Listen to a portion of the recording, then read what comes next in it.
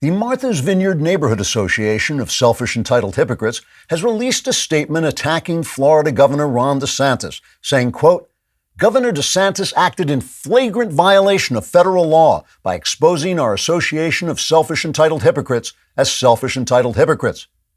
At least we assume that's a flagrant violation of federal law. If it's not, what are the little people paying taxes for? Unquote.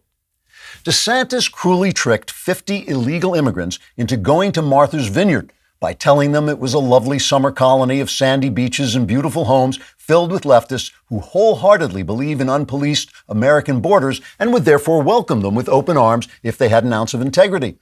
DeSantis revealed his evil intentions by chuckling darkly as he spoke the words, if they had an ounce of integrity, and by then muttering to himself, and if pigs could fly, it would rain bacon.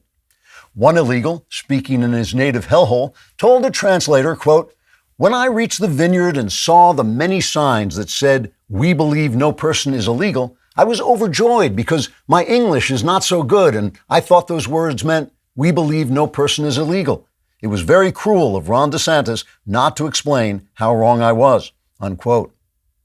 Bravely fighting back against the malevolent DeSantis, some Vineyard residents clarified the signs for the illegals so that they now read, quote, we believe it is good to put up a sign that says we believe no person is illegal, after which we will call the National Guard and have your brown suckers bust out of here so fast we'll still have time to play a quick 18 holes at Farm Neck, where the views, by the way, are absolutely breathtaking, unquote.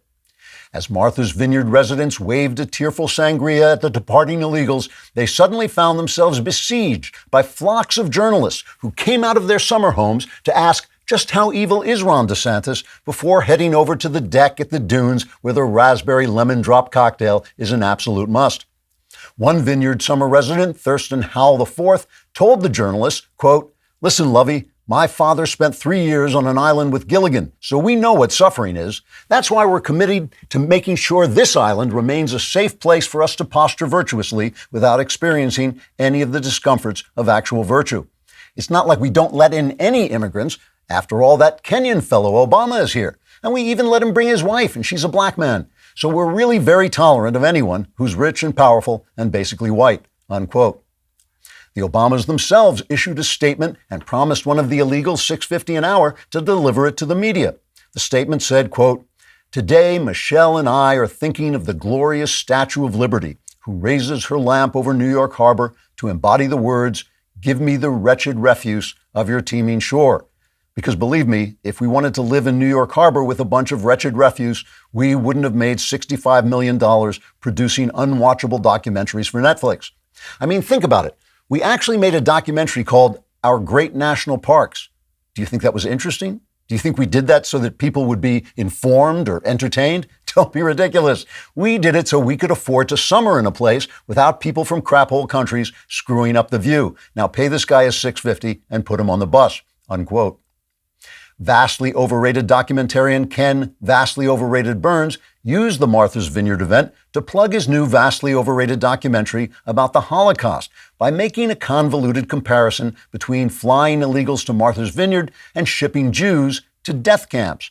Burns added, quote, sure, that's complete crap, but it will ensure my documentary is vastly overrated by many of the same people who just chased the illegals back to the mainland.